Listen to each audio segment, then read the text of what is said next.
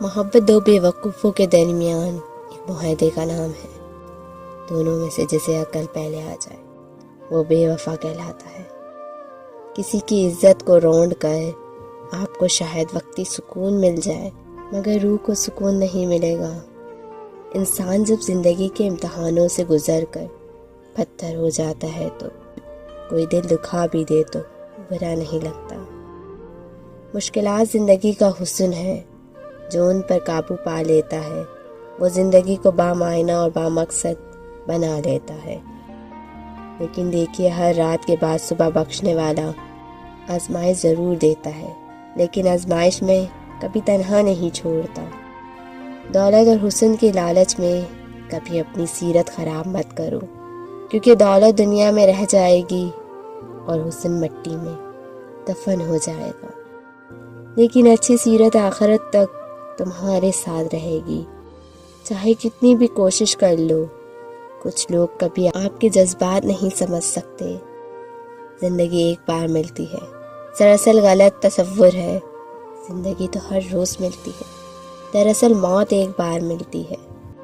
زندگی کے سفر میں ان لوگوں پر توجہ نہ دیں جو آپ کے راستے میں کھڑے تھے، بلکہ ان لوگوں کا سوچئے جو ہر مقام پر آپ کے ساتھ کھڑے تھے۔ زندگی مسلسل امتحان ہے، یہاں 10 بار گرنے کے بعد 11ویں بار اٹھ جانے کا نام کامیابی ہے۔ کبھی درد ہے تو دوا نہیں، جو دوا ملے تو شفا نہیں۔ وہ ظلم کرتے ہیں اس طرح جیسے میرا کوئی خدا نہیں۔ چھوٹے ذہنوں میں ہمیشہ خواہشیں اور بڑے ذہنوں میں ہمیشہ مقصد ہوتے ہیں۔ دعاؤں میں تاثیر آپ کی طلب سے آتی ہے اور تاخیر آپ کی بہتری کے لیے ہوتی ہے۔ شاخیں رہیں تو پھول بھی پتے بھی آئیں گے، یہ دن اگر برے ہیں تو اچھی بھی آئیں گے۔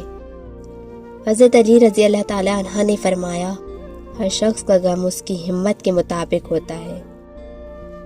کسی کا عیب تلاش کرنے والے کی مثال اس مکھی سی ہے جو سارا خوبصورت جسم چھوڑ کر زخم پر بیٹھتی ہے۔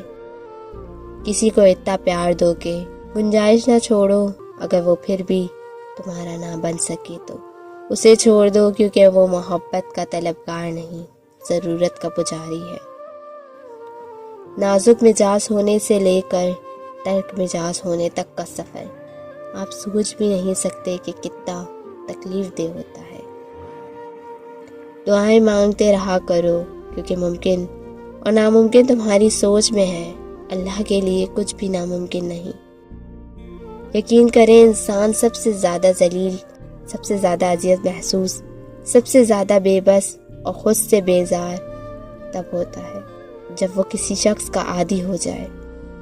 ناراض ہو کر بھی تعلق نہیں توڑتا، اللہ کی ناراضگی بھی کتنی پیاری ہے۔